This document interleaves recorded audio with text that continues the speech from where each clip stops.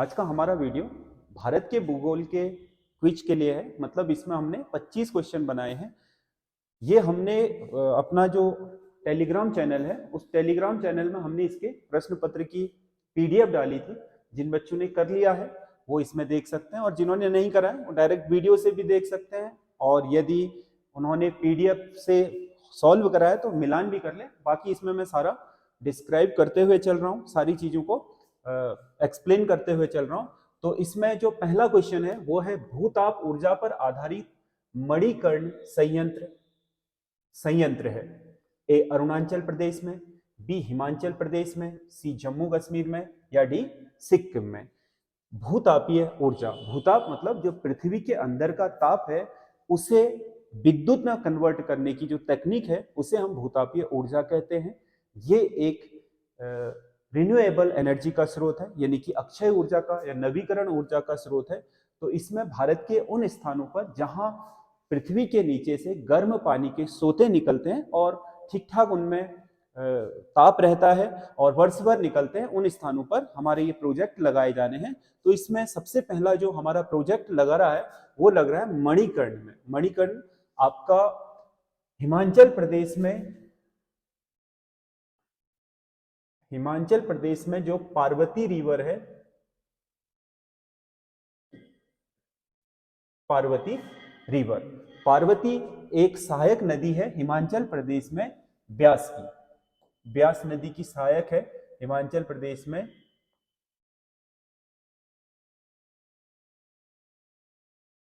इसकी सहायक है पार्वती नदी। कुल्लू जिले में, हिमाचल प्रदेश के कुल्लू जिले में, कुल्लू घाटी से कुछ दूरी पर है। ये आपका जो कुल्लू जिला है इसमें पार्वती नदी जो घाटी है उसमें एक स्थान है मणिकर्ण। मणिकर्ण बहुत प्रसिद्ध मंदिर है हिमाचल प्रदेश के। तो उसमें जो उत्तराखंड का जैसा आपका बद्रीनाथ में तप्त कुंड है वैसे ही कुंड है, लेकिन उनकी संख्या बहुत ज्यादा है और बड़े भी हैं। इस वजह से वहां पर भूतापीय ऊर्जा लगाने के लिए सबसे ज्यादा आपके संभावना है। तो इसलिए भारत का पहला जो जियोथर्मल आपका प्रोजेक्ट है वो लगाया गया है मणिकर्ण में, हिमाचल प्रदेश के कुल्लू जिले में पार्वती नदी पर। अगला क्वेश्चन है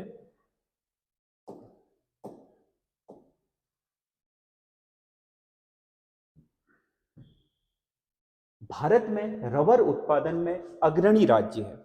इनमें से रबर का उत्पादन सबसे ज्यादा कौन सा राज्य कर रहा है, अग्रणी राज्य कौन सा है? तो इसमें साधारण सा उत्तर है, आपको पता है केरल में भारत में सबसे ज्यादा आपका रबर का उत्पादन होता है। लेकिन इसमें ध्यान देने वाली बात यह है कि इससे रबर से रिलेटेड अगर कोई क्वेश्चन आए तो आपको यह जानना जरूरी है कि रबर किस जलवायु का पौधा है। देखो, रबर उष्ण कटिबंधीय वर्षा वनों का पौधा है, यानी कि जहां वर्ष में 250 सेंटीमीटर से अधिक वर्षा हो और ताप ऊंचा बना रहे। उष्ण कटिबंध आपको पता है कि जो पृथ्वी है, पृथ्वी की भूमध्य रेखा के दोनों ओर उत्तरी गोलार्ध में ऊपर कर्क रेखा, नीचे मकर रेखा, इनके बीच स्थित क्षेत्र को उष्ण कटिबंध कहा जाता है, क्योंकि ये वर्ष में पृथ्वी का यह हिस्सा सर्वाधिक ताप प्राप्त करता है, इसलिए उष्ण रहता है। तो भारत में जो उष्ण कटिबंधीय जलवायु है वो लगभग ये कर्क रेखा जहां से गुजर रही है इसके नीचे और इसके थोड़ा ऊपर तक भी बने रहती है। तो जो भारत में रबर की कृषि होती है वो वर्षावनों में होती है। वर्षावन भारत में ये हैं, या तो आपका पश्चिमी घाट का जो आपका पश्चिमी ढलान है, या फिर आपका नॉर्थ ईस्ट के क्षेत्र या अंडमान निकोबार द्वीप समूह में।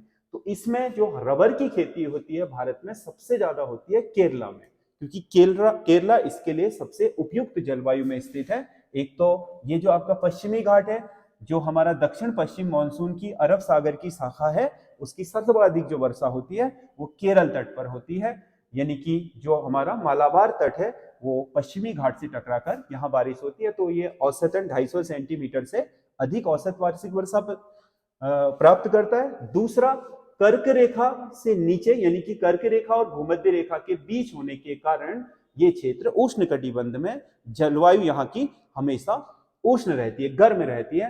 तो उष्ण आर्द्र दोनों होने के कारण भारत में सर्वाधिक जो उपयुक्त जलवायु है रबर के उत्पादन के लिए वो केरला की है। और तमिलनाडु और असम, कर्नाटक में भी ये उगाया जा सकता है लेकिन उतनी बड़ी मात्रा में नहीं। तमिलनाडु में तो नहीं उगाया जा सकता, लेकिन तमिलनाडु का जो आपका नीलगिरी वाला क्षेत्र है, जहां पर आपका जो पूर्वी घाट पश्चिमी घाट मिलते हैं, उस क्षेत्र में इसका उत्पादन होता है थोड़ा बहुत, लेकिन सबसे ज्यादा उत्पादन होता है इसका केरला में। अगला क्वेश्चन है,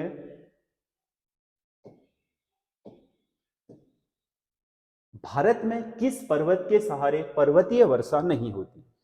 भारत की जो अधिकतर वर्षा है वो पर्वतीय प्रकार की वर्षा है। भारत में आपके जो वर्षा है, पहले आप ये समझ लीजिए वर्षा कितने प्रकार की होती है। वर्षा 3 प्रकार की है। पर्वतीय वर्षा जो पूरे विश्व में 80% वर्षा है।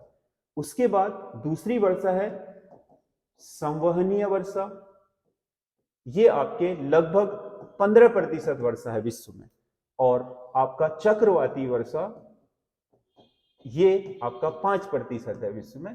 चक्रवाती वर्षा उष्णकटिबंधीय जो समुद्र तटीय प्रदेश है उनमें होती है, और संवहनीय वर्षा उष्ण कटिबंधीय वह क्षेत्र जहां से विषुवत रेखा गुजर रही है, जैसे अमेजोन बेसिन है, कोंगो जायरे बेसिन है, या फिर आपके जो बोर्नियो आपका सुमात्रा क्षेत्र है, वहां पर संवहनीय वर्षा होती है।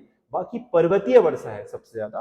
भारत में जो वर्षा है उसका सबसे बड़ा प्रकार पर्वतीय वर्षा है, क्योंकि पर्वतीय वर्षा आपका मानसूनी वर्षा भारत में पर्वतों से टकरा करके होती है। तो ये पूछ रहा है भारत में किस पर्वत के सहारे पर्वतीय वर्षा नहीं होती है, किस पर्वत के सहारे पर्वतीय वर्षा नहीं होती है, ये पूछ रहा है। तो इसमें एक छोटा सा मैप है ये, आप इसमें पर्वत श्रृंखलाओं को देख लीजिए।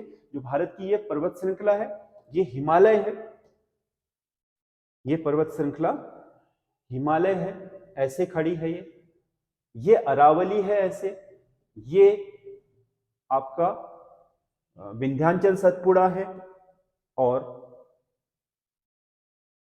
ये आपका पश्चिमी घाट है, ये पूर्वी घाट है। अगर हम देखें तो भारतीय जो मानसून है वो दक्षिण पश्चिम मानसून है। दक्षिण पश्चिम का मतलब अगर हम देखें तो ये दिशा उत्तर है, ये पश्चिम है, और ये दक्षिण है, ये पूर्व है।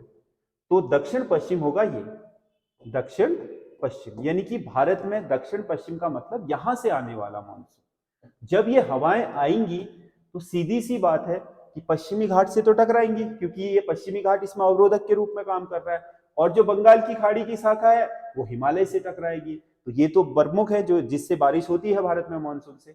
लेकिन अरावली एक ऐसी पर्वत श्रृंखला है, अगर आप देखोगे तो ये जो अरब सागर की शाखा है ये इसके समानांतर आगे की तरफ हिमालय की तरफ बढ़ जाती है, इसीलिए यहां वर्षा नहीं हो पाती। दूसरा, अगर बंगाल की खाड़ी की शाखा यहां से ये मुड़ते हुए आगे पहुंचती भी है तो यहां जाते जाते इसकी नमी खत्म हो जाती है, क्योंकि ये पश्चिम बंगाल से इधर की तरफ जब बढ़ती है तो इसमें नमी की मात्रा में कमी आते जाती है। हिमालय के सहारे बरसते बरसते यहाँ बादल बहुत कम पहुंच पाते हैं। इस वजह से अरावली से टकरा करके कोई भी पर्वतीय वर्षा नहीं होती। यही कारण है कि इस क्षेत्र में रेगिस्तान भी है।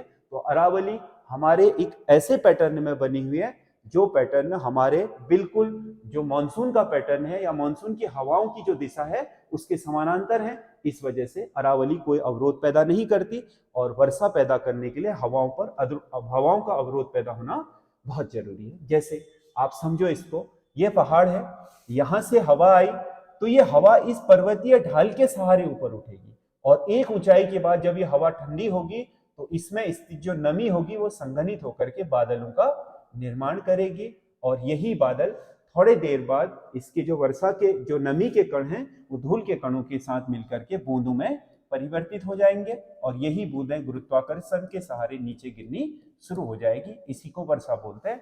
विश्व में होने वाली 80% वर्षा पर्वतीय वर्षा है, और भारत में भी अधिकतर वर्षा पर्वतीय वर्षा ही होती है।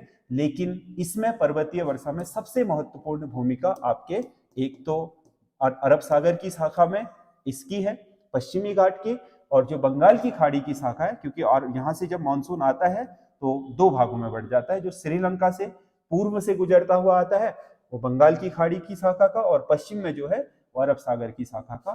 तो पूर्वी जो शाखा है बंगाल की खाड़ी की हिमालय से टकरा करके बारिश करती है, सबसे ज्यादा बारिश यही क्षेत्र प्राप्त करता है। दूसरा, अरब सागर की शाखा पश्चिमी घाट पर्वत से टकरा करके करती है। अरावली पर्वत में ये शाखा सीधे चली जाती है, इस शाखा का जो नमी है वो पहुंच नहीं पाती है, इसीलिए इसमें जो आंसर होगा वो होगा, इसमें जो उत्तर होगा इसका अरावली होगा, क्योंकि पश्चिम घाट होती है, पश्चिम घाट में तो बहुत जबरदस्त वर्षा हो रही है, अभी भी बता रहे हैं। और खासी गारो जानतिया यहाँ जबरदस्त वर्षा होती है, ये तो भारत के सबसे ज्यादा वर्षा प्राप्त करने वाले आपके चेरापूंजी और मासिन राम वाले क्षेत्रों में स्थित है, इन्हीं पर्वत के सहारे होती है वो। और शिवालिक हिमालय का सबसे फ्रंट का आपका पर्वत श्रृंखला है जिसमें सबसे ज्यादा बारिश होती है इस क्षेत्र की, और अरावली इससे वंचित रह जाता है। अगला क्वेश्चन है, अप्रैल मई में भारत में नॉर्वेस्टर से वर्षा होती है। नॉर्वेस्टर अप्रैल और मई महीने में, जिसे हम काल बैसाखी बोलते हैं भारत में, बैसाख के महीने में जो चलने वाले चक्रवात होते हैं, अंधड़ होते हैं, उनसे भारत में किन क्षेत्रों में वर्षा होती है ये पूछ रहा है। तो इसमें हम इसी पुराने मैप में चले जाते हैं, जो पिछला मैप है इसी में। अप्रैल मई में भारत में नॉर्वेस्टर से वर्षा होती है, ए तमिलनाडु में, बी हिमाचल में, सी पश्चिम बंगाल में और डी गोवा में। तो अगर हम नॉर्वेस्टर की बात करें तो ये जो भारत का मैप है, इस भारत के मैप के नीचे को अगर हम चलना शुरू करेंगे बंगाल की खाड़ी में, तो बंगाल की खाड़ी में आपके ये जो मलाया प्रायद्वीप है, इससे नीचे आपका जो बोर्नियो सुमात्रा है, फिर यहाँ आपका ऑस्ट्रेलिया महाद्वीप है, ये ऑस्ट्रेलिया महाद्वीप के नीचे आपका ये जो श्रृंखला है वो न्यूजीलैंड द्वीपों की है।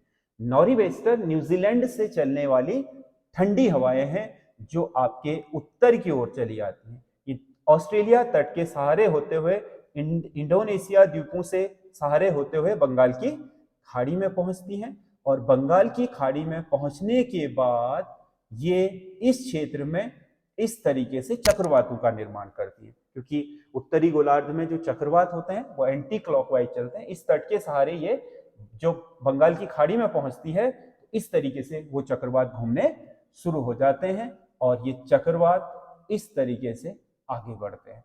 तो इनसे जो सबसे ज्यादा बारिश होती है इनमें, वैसे तो इससे चक्रवात से आपका आंध्र प्रदेश, उड़ीसा और आपका पश्चिम बंगाल, बांग्लादेश, असम तक का क्षेत्र कवर होता है, लेकिन उपयुक्त विकल्पों में से आपका पश्चिम बंगाल इसका सही आंसर होगा, क्योंकि नॉर्वेस्टर आपका जिन चक्रवातों का निर्माण करते हैं उन चक्रवातों को ही भारत में साइक्लोन कहा जाता है, और इनसे जो बारिश होती है इस क्षेत्र में काल बैसाखी कहा जाता है। बैसाख के महीने में आने वाला काल, यानी कि 15 अप्रैल से 15 मई तक के बीच का जो क्षेत्र है जिसमें भयंकर अंधड़ आते हैं, वो इसी टाइम का इसी प्रकार की वर्षा है। अगला क्वेश्चन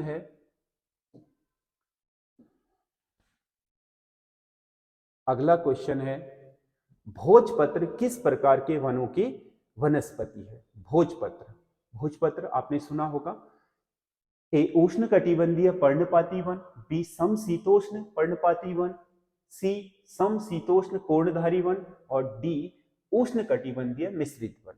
तो जो आपका भोजपत्र होता है, भोजपत्र इसलिए नाम पड़ा क्योंकि इसका जो तने की छाल होती है उस छाल को उतार करके उससे इस तरीके के कागज नुमा जो आपके पत्र बनाए जाते थे, पहले तक जब तक कागज का आविष्कार नहीं हुआ था, इनका उपयोग आपके संदेश लिखने या चीजों को लिखने के लिए किया जाता था, इसलिए इन्हें भोजपत्र कहा जाता है। भोजपत्र को अगर आप देखोगे तो ये हमारे जो मध्य हिमालय की जो ऊपरी पट्टी है उसके घाटी वाले इलाकों में पाया जाता है, जहां पर उष्णकटिबंधीय तो नहीं होगा क्योंकि हिमालय ऊंचाई वाले क्षेत्रों में।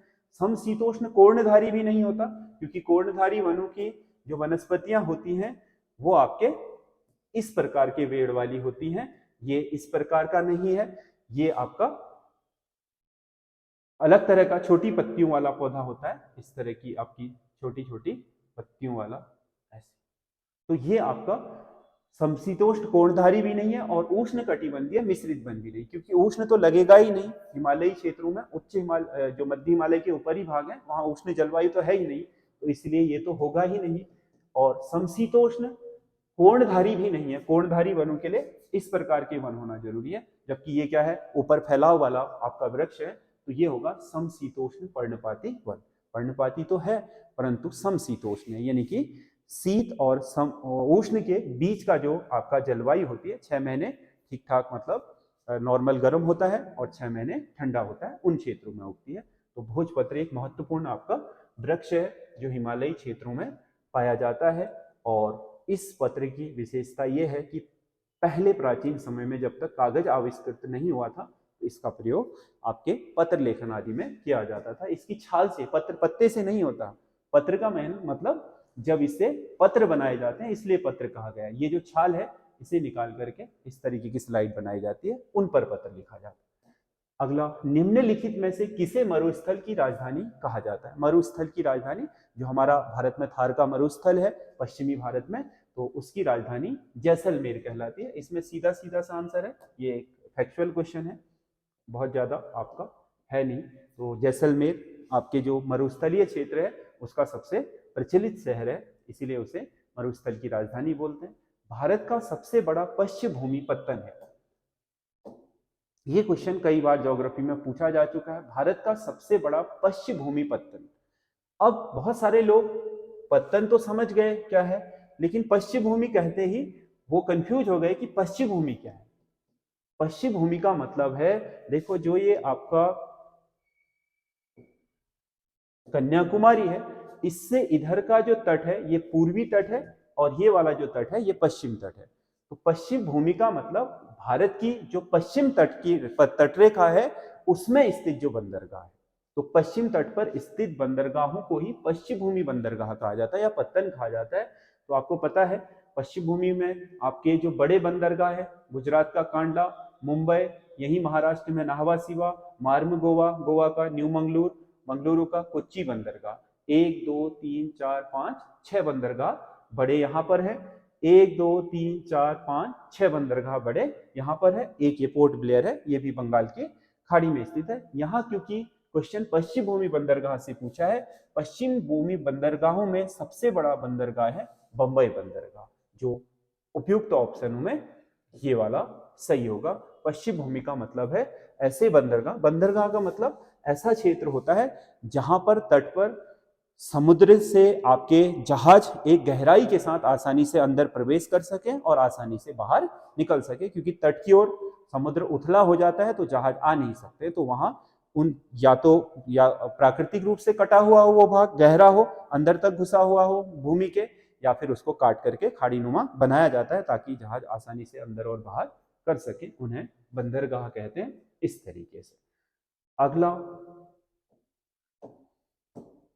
अगला क्वेश्चन है, निम्नलिखित में से कौन सी नदी एस्चुरी नहीं बनाती है? तो इसमें हम एस्चुरी वाले में इसी मैप में देख लेते हैं कौन सी ऐसी नदी है जो एस्चुरी नहीं बनाती। एस्चुरी, देखो जो हमारे भारत में पश्चिम की ओर बहने वाली नदियां हैं, चाहे वो छोटी हो या बड़ी हो, और पूर्वी बंगाल की खाड़ी की ओर जो गिरने वाली नदियां, इनकी एक विशेषता है कि जो बंगाल की खाड़ी की ओर गिरने वाली नदियां हैं ये बहुत लंबा रास्ता तय करती हैं और अपने साथ अपर्दन की गई बहुत बड़ी सामग्री को समुद्र तक ढो करके लाती हैं, और समुद्र के किनारे पर जहां ये नदियां जाकर के समाती हैं, स्थिर हो जाती है, वहां वो आपका मलबा इकट्ठा होता रहता है, उसे डेल्टा कहा जाता है। डेल्टा, तो पूर्वी तट की सारी नदियां बनाती हैं डेल्टा, और पश्चिम तट की जो नदियां हैं उनमें इतना अपर्दन है नहीं। एक तो इनकी डिस्टेंस बहुत कम है, अगर नर्मदा ताप्ती को छोड़ दिया जाए तो अन्य नदियां बहुत ही कम डिस्टेंस में बहती हैं। इसमें जैसे ताप्ती, नर्मदा और मांडवी और महानदी इसमें विकल्प में है। तो अगर आप देखें तो मांडवी तो आपको पता है यहाँ बहती है गोवा और कर्नाटका की सीमा पर, बहुत छोटी नदी है।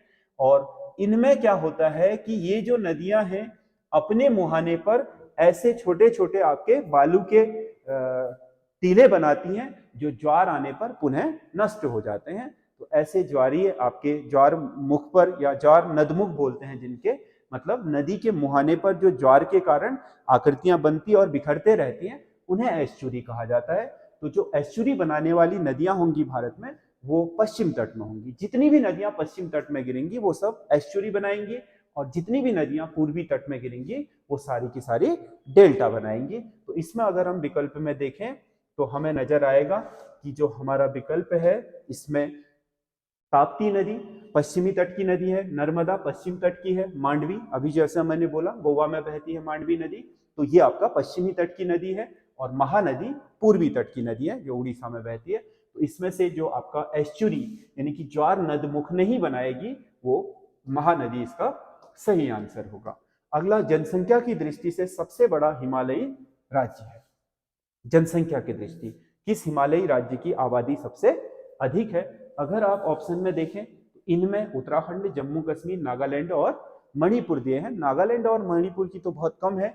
जम्मू कश्मीर और उत्तराखंड में से जम्मू कश्मीर की ज्यादा है उत्तराखंड से, मतलब इन राज्यों में सबसे ज्यादा जो आपकी आबादी है वो जम्मू कश्मीर की है। इससे अगर लद्दाख अलग भी हो जाए तब भी ये आपके ज्यादा ही है।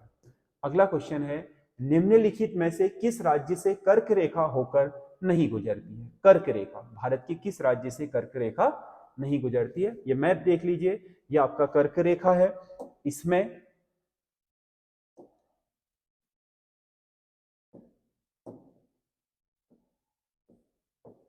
कर्क रेखा ये है, कर्क रेखा मतलब 23.5 डिग्री, यानी कि हमारे ग्लोब पर भूमध्य रेखा से उत्तरी गोलार्ध 1 2 3 4 करके 23.5 डिग्री को हम क्या बोलते हैं? कर्क रेखा, जो भारत के ठीक मध्य से होकर के गुजरती है। किन किन राज्यों से गुजरती है पहले ये देख लो। गुजरात, ये थोड़ा सा हिस्सा राजस्थान, उसके बाद मध्य प्रदेश, उसके बाद छत्तीसगढ़, उसके बाद झारखंड, उसके बाद वेस्ट बंगाल, फिर ये बांग्लादेश आ गया। बांग्लादेश के बाद ये वाला हिस्सा त्रिपुरा का और ये वाला हिस्सा मिजोरम का। 1 2 3 4 5 6 7 8 इन 8 राज्यों से होकर के गुजरती है। गुजरात, राजस्थान, मध्य प्रदेश, छत्तीसगढ़, झारखंड, पश्चिम बंगाल, त्रिपुरा और मिजोरम। किससे नहीं गुजरती है पूछ रहा है, तो किससे नहीं गुजरती है में आपका सही आंसर होगा इसमें से गुजरात से गुजरती है, त्रिपुरा से भी और पश्चिम बंगाल से भी, तो इसका सही आंसर होगा उड़ीसा। तो उड़ीसा से होकर के नहीं गुजरती है। अगला क्वेश्चन है, भारत का वह राज्य जिसका क्षेत्रफल 3, इसमें प्रश्न थोड़ा गलत हो गया है, ये केंद्र शासित प्रदेश होना चाहिए था। भारत का वह केंद्र शासित प्रदेश, राज्य की जगह, जिसका क्षेत्र 3 राज्यों में स्थित है। ए, दमन द्वीप एवं दादर नागर हवेली, अंडमान निकोबार द्वीप समूह, लक्षद्वीप या पौंडीचेरी। तो आपको मैं बता दूं इसका सही आंसर पौंडीचेरी है, क्योंकि पौंडीचेरी जो हम देखते हैं तमिलनाडु में स्थित है, वो केवल एक क्षेत्र नहीं है। एक्चुअल में जो पौंडीचेरी का राज्य क्षेत्र है, जो भूमि है, वो आपका यमन, करिकाल, पौंडीचेरी और माहे, यमन, करिकाल, माहे और पौंडीचेरी से मिलकर के बनता है। 4 क्षेत्र हैं, भूमियां हैं, जिसमें से देखो यमन है आपका यहां पर। यमन जो क्षेत्र है वो है आंध्र प्रदेश में। आंध्र प्रदेश में 2 क्षेत्र पौंडीचेरी और करिकाल, ये है आपका तमिलनाडु में। बाकी एक क्षेत्र माहे है आपका केरला में। माहे है केरला में, क्योंकि पौंडीचेरी आपको पता है फ्रांसीसी उपनिवेश रहा है, तो फ्रांसीसियों ने पौंडीचेरी उपनिवेश के जरिए अपने इन क्षेत्रों में अपनी बस्तियां बसाई थी। तो जब भारत में फ्रांसीसी भारत को छोड़ करके गए तो उन क्षेत्रों को केंद्र शासित प्रदेश बना दिया गया, तो उनको उसी के अधीन प्रशासित किया जाने लगा। इस वजह से 3 अलग अलग राज्यों में इसके राज्य क्षेत्र पड़ जाते हैं। तो वो सही आंसर है पौंडीचेरी। अमन, यमन, करिकाल, माहे और पौंडीचेरी इनसे मिलकर के बनता है। अगला क्वेश्चन है, निम्नलिखित में से कौन सा सुमेलित नहीं है? भील गुजरात, जौनसारी उत्तराखंड, संथाल छत्तीसगढ़ और खासी मेघालय। तो आपको पता है जौनसारी तो उत्तराखंड में है ही, ये तो बिल्कुल सही है। खासी मेघालय में है, खासी गारो जानतिया जिन्हें बोलते हैं, उनमें से खासी एक जनजाति भी है, पहाड़ियां भी है, तो मेघालय आई है। भील, भील जनजाति गुजरात की है। संथाल जनजाति छत्तीसगढ़ की नहीं है। ये भारत के सबसे बड़े जनजातीय समूह में से एक है, गौड़ और संथाल जनजातीय समूह। जो संथाल जनजाति है वो एक्चुअल में पश्चिम बंगाल और जो हमारा झारखंड वाला क्षेत्र है, पश्चिम बंगाल और झारखंड, आपको इंडिया के मैप में दिखा देता हूं। पश्चिम बंगाल और झारखंड वाला जो क्षेत्र है, ये जो क्षेत्र है, वैसे तो ये आपके ऊपर जो पश्चिम बंगाल का ऊपरी हिस्सा है इसमें भी पाए जाते हैं। ये वाला जो क्षेत्र है ये संथाल बहुल क्षेत्र है भारत में। संथालों की मुख्य भूमि यही है। एक्चुअल में जो हमारा दामोदर नदी है, दामोदर नदी बेसिन में इस जनजाति का बाहुल्य है। तो इसमें इसका सही आंसर छत्तीसगढ़ नहीं है। कुछ बहुत इसकी सीमा पर रहते हैं, लेकिन ये बाहुल्य क्षेत्र नहीं, इसी से बिलोंग नहीं करती है ये जनजाति। इसीलिए इसका सही आंसर छत्तीसगढ़ होगा, क्योंकि ये आपका भील गुजरात सही है, जौनसारी उत्तराखंड सही है, और खासी मेघालय सही है। संथाल आपके झारखंड और पश्चिम बंगाल की जनजाति है, बाहुल्य क्षेत्र वही है, छत्तीसगढ़ नहीं है। तो इसका सही आंसर यह है। अगला, अंडमान निकोबार द्वीप समूह की सर्वोच्च चोटी सैडल पीक या इसे पल्याण भी बोला जाता है शिखर किस द्वीप में स्थित है? तो इसमें ए उत्तर अंडमान, बी बृहद निकोबार, सी मध्य अंडमान और डी लिटिल अंडमान। तो इसमें से किस में है सैडल पीक ये बताना है। सैडल पीक सबसे जो उत्तरी द्वीप है अंडमान निकोबार द्वीप समूह का, जिसे उत्तरी अंडमान कहा जाता है, उसमें स्थित है सैडल पीक, नॉर्थ अंडमान में। ये आपका सैडल पीक है, इस महाद्वीप की सबसे ऊंची पर्वत चोटी है ये। सॉरी, महाद्वीप नहीं, इस द्वीप की, द्वीप समूह की, अंडमान निकोबार की सैडल पीक या पलियाण, ये आपका उत्तरी अंडमान में स्थित है। अगला क्वेश्चन है,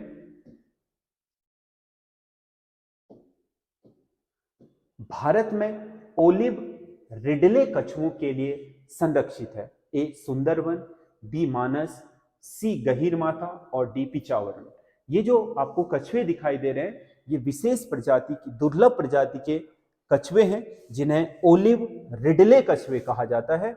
ये भारत में पूर्वी तट में तमिलनाडु से लेकर के उड़ीसा तक पाए जाते हैं, लेकिन अपने शिकार के कारण ये विलुप्तिकरण की कगार पर हैं। तो इन्हीं को संरक्षित करने के लिए भारत में उड़ीसा तट पर जो महानदी डेल्टा है, तो महानदी डेल्टा क्षेत्र में एक 2 किलोमीटर का लगभग आपका चौड़ा जो डेल्टा है, उसमें आपका गहीर माथा नाम से एक आपका संरक्षित क्षेत्र बनाया गया है, जो विशेष रूप से ओलिव रिडले कछुओं के लिए जाना जाता है। तो इसका सही आंसर होगा गहीर माथा, गहीर माथा, उड़ीसा।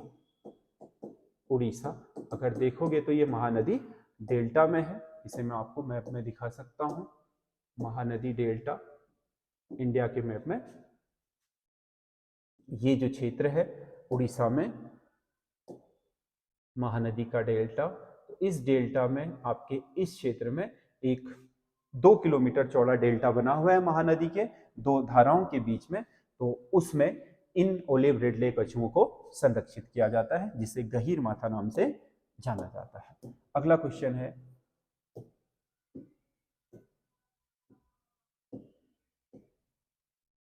अगला क्वेश्चन है, भारत में सबसे अधिक बोला जाने वाला भाषाई समूह, भारत में सबसे अधिक बोला जाने वाला भाषाई समूह है ऑस्ट्रो एशियाटिक, इंडो आर्य, द्रविड़ या मंगोलियन। तो भारत में सबसे बड़ा आपका जो भाषाई समूह है वो तो आपको इंडो आर्य ही है, क्योंकि इंडो आर्य का जो भाषाई क्षेत्र है वो पूरे भारत में अगर देखोगे तो ये वाला जो क्षेत्र है,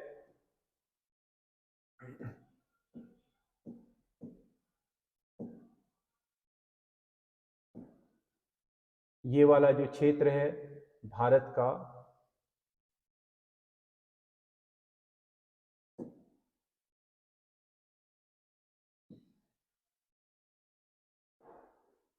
इस पूरे क्षेत्र को इंडो आर्य क्षेत्र बोलते हैं। बाकी शेष ये आपका द्रविड़ है, इसमें मिश्रित है, वैसे तो इंडो आर्य भी है लेकिन मंगोलाइड भी इसमें मिश्रित होता है जो नॉर्थ ईस्ट का क्षेत्र है। तो भारत का लगभग ये जो क्षेत्र है मतलब महाराष्ट्र और उससे ऊपर तक का ये पूरा जो क्षेत्र है ये आपका इंडो आर्य, आर्य मतलब जिनकी मूल भाषा संस्कृत है, उसी से अभ्रंश होकर के विभिन्न भाषाएं निकली हुई है। तो ये जो आपका इसमें विकल्प है, इसमें इंडो आर्य बिल्कुल सही होगा, इंडो आर्य यानी कि विकल्प बी सही है। अगला, भारत भूमि का अधिकतम दक्षिणी विस्तार है। अधिकतम दक्षिणी विस्तार यानी कि भारत की भूमि का जो अधिकतम दक्षिणी विस्तार है, ये जो भारत है, भारत का जो दक्षिणतम बिंदु है वो कहाँ से शुरू हो रहा है? अगर हम इसे ग्लोब पर देखें तो ये अक्षांशीय विस्तार कह रहा है, यानी कि भूमध्य रेखा से ऊपर की ओर 1 2 3 4 5 करके जब हम ऊपर की तरफ बढ़ते हैं तो भारत कितनी अक्षांश रेखा में शुरू होता है? तो इसका सही आंसर है भारत शुरू होता है 8.4 डिग्री से। दक्षिणतम बिंदु जो है 8.4 डिग्री है, यानी कि डिग्री, चैनल भी बोल सकते हैं, चैनल नहीं बोलना है तो डिग्री बोल दीजिए। ये जो आपका क्षेत्र है डिग्री, ये आपका भारत का दक्षिणतम विस्तार है। भारत यानी कि इससे ऊपर को, फिर कर्क रेखा तो भारत के मध्य से ही गुजरती है। 8.4 से भारत दक्षिण में शुरू होता है। अगला क्वेश्चन है, दक्षिण भारत में दक्षिण पठार का सर्वोच्च बिंदु स्थित है। सर्वोच्च बिंदु यानी कि सबसे ऊंचा पॉइंट कहां है? दक्कन का पठार ये है, दक्कन के पठार का सर्वोच्च बिंदु कहां है? ठीक है, दक्कन के पठार का जो सर्वोच्च बिंदु है वो है आपका अनाईमुदी। अनाईमुदी जो आपका पश्चिमी घाट आपके केरला और तमिलनाडु में जहां पर मिलता है, वहां पर जो अन्नामलाई की पहाड़ियां हैं नीचे, उसमें स्थित अनाईमुदी सबसे ऊंची चोटी है दक्षिण भारत की। तो इसमें सही आंसर है अन्नामलाई। दक्षिण भारत में दक्षिण पठार का सर्वोच्च बिंदु अन्नामलाई में स्थित होगा, जिसका नाम क्या है? अनाईमुदी। अगला क्वेश्चन है, 9 डिग्री चैनल अलग करता है। 9 डिग्री चैनल अलग करता है। ए कवारत्ती तथा मिनिकॉय को, बी अमनदीवी व कवारत्ती को, सी कार निकोबार से ग्रेट निकोबार को, और लक्षद्वीप को मालदीव से। तो 9 डिग्री चैनल का मतलब अभी जो मैं बता रहा हूं, यहां चैनल का मतलब भूमध्य रेखीय अक्षांशीय विस्तार, सॉरी पृथ्वी पर अक्षांशीय विस्तार से है। 0 degree, 1 degree, 2 degree, 3 degree, 4 degree, ऐसे करके 9 डिग्री। भारत में अगर हम देखें तो ये 9 डिग्री कहां से होकर के गुजर रहा है? क्योंकि 8 डिग्री से तो भारत 8.4 से तो ऊपर को स्थिति है, तो 8 डिग्री तो आपका अलग करता है नीचे लक्षद्वीप को, ऊपर मालदीव से। लेकिन 9 डिग्री क्या होगा फिर? इससे 1 डिग्री ठीक ऊपर, यानी कि 111.6 किलोमीटर की डिफरेंस होगी दो अक्षांशों के बीच। तो उसके ऊपर अगर आप देखोगे तो ये ठीक आपका लक्षद्वीप के मध्य से गुजर रहा होगा, जिसमें लक्षद्वीप के आपके कवारती और मिनिकॉय द्वीप अलग हो रहे होंगे। यानी कि लक्षद्वीप का आपका 9 डिग्री चैनल लक्षद्वीप के मिनिकॉय और आपके कवारत्ती को अलग करेगा। बाकी जो इससे नीचे 8 डिग्री है वो लक्षद्वीप को अलग करेगा मालदीव से, यानी कि मालदीव 8 डिग्री से नीचे चले जाता है, क्योंकि 8.4 से भारत ऊपर को है। तो 8 डिग्री आपका नीचे है भारत के विस्तार क्षेत्र से। 8 डिग्री इसीलिए मालदीव और लक्षद्वीप की सीमा में, 9 डिग्री भारत की सीमा के अंदर आ जाता है, यानी कि वो भारत के लक्षद्वीप के द्वीपों के बीच से गुजर रहा है, जिसमें 2 द्वीप विभाजित होंगे, एक होगा मिनिकॉय और एक होगा कवारत्ती, 2 द्वीपों के बीच से। तो इसका सही आंसर ये है। अगला क्वेश्चन है, मैरी कल्चर में किसका उत्पादन किया जाता है? ए वृक्षों का, बी समुद्री जीवों का, सी फूलों का, डी मधुमक्खियों का। आपको पता है कल्चर कृषि करने की विभिन्न पद्धतियां हैं। वृक्षों का, जो फलदार वृक्ष हैं, उनके लिए तो हम हॉर्टिकल्चर शब्द का प्रयोग करते हैं। फूलों के लिए फ्लोरिकल्चर शब्द का, मधुमक्खियों के लिए एपीकल्चर शब्द का। तो ये जो आपका इसका सही आंसर है, समुद्री जीवों के आपके जो पालन है या उनका जो उत्पादन है उसे मैरीकल्चर कहा जाता है। मध्य प्रदेश की पन्ना खानें जानी जाती है। पन्ना, ए सोने के लिए, बी तांबे के लिए, सी हीरे के लिए, डी मैग्नीज के लिए। तो इसका सही आंसर हीरा है। बहुत साधारण से क्वेश्चन है ये। अगला, अमेरिका की टेनेसी नदी परियोजना पर डिजाइन की गई भारत की बहुउद्देशीय परियोजना। आपको पता होना चाहिए, अमेरिका की टेनेसी नदी पर आधारित भारत की बहुउद्देशीय परियोजना आपके 1948 में देश की पहली बहुउद्देशीय परियोजना थी, Damodar valley corporation, DVC, Damodar valley corporation.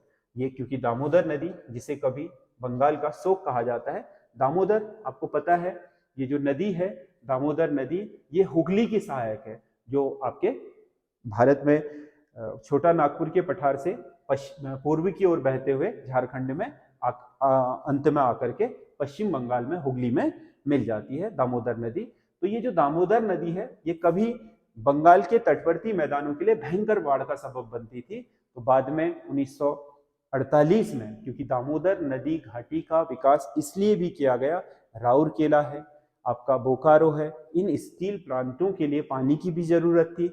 और इसके अलावा इस क्षेत्र में कोयला खनन होता है, ताप विद्युत परियोजनाएं बहुत सारी हैं, तो उनके लिए जल की आवश्यकता होती है। इस वजह से इसमें बांध बनाएगी। पहले इसका एकमात्र उद्देश्य था बाढ़ नियंत्रण, बाद में फिर क्योंकि बिजली की उपलब्धता भी मिली इस क्षेत्र से, आपके इन बांधों से बिजली भी पैदा करी गई। इसके अलावा जो कोयला संयंत्र है उनके लिए पानी, उसके अलावा जो आपके स्टील के संयंत्र हैं उनके लिए पानी, मछली पालन, तो सारे जितने भी उद्देश्य हैं वो पूर्ति हो गई। इसीलिए ये फिर बहुउद्देशीय परियोजना हो गई। तो दामोदर वैली में कई बांध बनाए गए हैं जो आपके इस दामोदर नदी की सहायकों में है। जैसे ये देखो, तिलैया बांध है, कोनार बांध है, तेनूघाट बांध है, मैथान पहाड़ी बांध है, इसके अलावा आपका पंचेत हिल है। ये सब आपके जो बांध बनाए गए हैं, इन सभी को मिलाकर के जिस परियोजना का निर्माण हुआ है उस परियोजना को बोलते हैं दामोदर वैली कॉरपोरेशन। ये भारत की पहली बहुउद्देशीय परियोजना थी जिसे आजादी के तुरंत बाद 1948 में बनाया गया था। इसका जो मॉडल लिया गया है, डिजाइन लिया गया है, वो अमेरिका की टेनेसी नदी घाटी से लिया गया है, उसी पर आधारित है ये। अगला, भारत में प्रचुर मात्रा में पाया जाने वाला नाभिकीय ईंधन है। भारत में नाभिकीय ईंधन के रूप में सबसे ज्यादा मात्रा में पाया जाता है थोरियम, जो अभी तक पाया गया है। हालांकि यूरेनियम वगैरह के भी भारत में भंडार होने की संभावना है, लेकिन यूरेनियम का उत्पादन नहीं होता है, इसीलिए तो भारत को विभिन्न देशों के साथ परमाणु समझौता करना पड़ रहा है। Bharat NSG nuclear supplier group का सदस्य बनना चाहता है, इसी की वजह से, क्योंकि भारत अपने परमाणु ऊर्जा संयंत्रों के लिए, जिसमें हम आपके यूरेनियम और विशेषकर यूरेनियम से ही, परिष्कृत यूरेनियम से बिजली पैदा करते हैं, उनके लिए बिजली, परंतु भारत एक क्या है, CTBT पर हस्ताक्षर ना करा हुआ है, जो मतलब आपका न्यूक्लियर टेस्ट बैंड ट्रीटी है, उस पर हस्ताक्षर नहीं है भारत के। और भारत एक परमाणु संपन्न राष्ट्र है, परमाणु परीक्षण भी कर रहा है, तो दुनिया भर के राष्ट्र भारत को यूरेनियम ईंधन नहीं देते। तो इसी के लिए भारत ने 2006 में अमेरिका के साथ परमाणु समझौता करा था। तो उसके बाद बहुत सारे देशों ने भारत के साथ ये समझौता कर लिया है यूरेनियम देने का और प्लूटोनियम देने का। लेकिन भारत में जो अपने आप से है वो थोरियम है, जो केरला तट पर आसानी से प्राप्त हो जाता है। थोरियम परिष्कृत नहीं है, इसे तोड़ करके आपके जो फास्ट ब्रीडर रिएक्टर हैं उनमें यूरेनियम में कन्वर्ट किया जाता है, फिर जाकर के उससे बिजली पैदा की जाती है, या जो भी आपका नाभिकीय रिएक्शन है वो पैदा किया जाता है। अगला, राजस्थान की खेतड़ी परियोजना का संबंध है। राजस्थान का जो खेतड़ी प्रोजेक्ट है वो आपका कॉपर के लिए जाना जाता है। ये आपका महत्वपूर्ण भारत के जो कॉपर प्रोजेक्ट हैं उनमें से एक है। अगला, नाव दफा वन्य जीव अभयारण्य किस राज्य में? नाव दफा आपको पता है वन्य जीव अभयारण्य आपके एक बाघ आरक्षित क्षेत्र भी है, जो अरुणाचल प्रदेश में स्थित है। अरुणाचल प्रदेश में अगर आप देखोगे तो नाव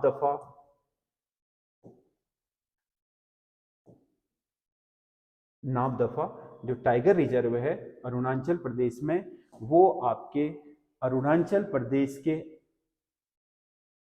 निचले भाग और म्यांमार की सीमा पर स्थित है।